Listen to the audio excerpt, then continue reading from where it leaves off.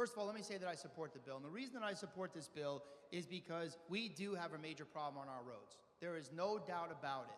The fatalities that we've witnessed this year is absolutely disgusting. And we need to do this and take additional measures to stop that from happening. He's absolutely right. This does not displace police officers. It should go in conjunction with the work that they're doing. My good friend from Waterbury said that, and he noted that the reason that we have a need for this is because in Waterbury, they don't have enough police officers to get the job done. But I disagree with the chairman's characterization that when the officer leaves that position, that the compliance with the law just goes away. But I'll make that argument about the cameras, because as we've heard, there'll be a big sign, traffic camera ahead, enforcement action to come by mail. Everybody's going to slow down right there.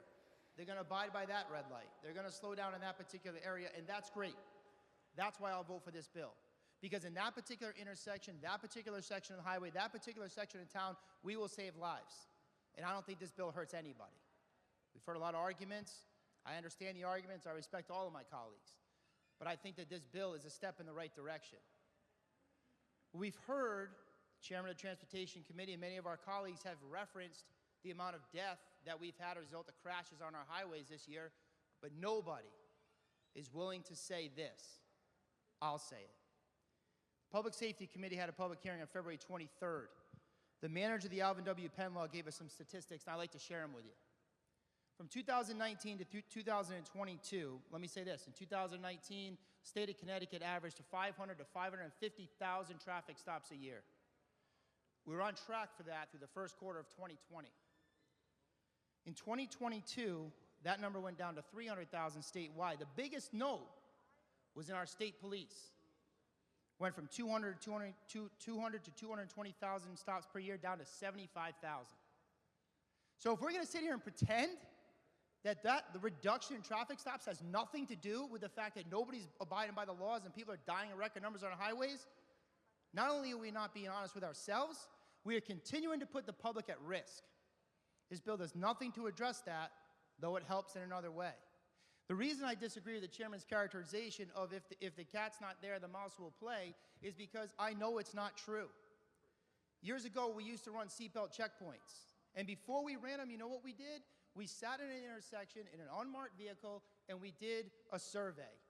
Every single vehicle that came by, we checked off. Are they wearing their seatbelt, yes or no? And then we went to the seatbelt waves. Some of you remember that. Then we went to the same area of town, not same specific location, but after the enforcement effort took place, we went and we did another survey, and inevitably we saw a massive increase in compliance, even when the law enforcement officer wasn't there, because the public knew the police were out doing it, therefore they complied, and we saved lives. In fact, NHTSA and the DOJ did a similar study. And in one traffic area, when they officer-initiated activity went up 28% in that area, traffic crashes went down 21%. So is this a step in the right direction? Yes. Will I support it? Absolutely. But I hope that every one of my colleagues who wants to stand up here today and note for this bill that we have massive crashes and massive deaths on our highway will at some point in time acknowledge the fact that the reduction in policing that we have in this state since 2020 is an absolute contributing factor, and the fact that it continues to get ignored in one committee to the next is costing people lives in the state of Connecticut.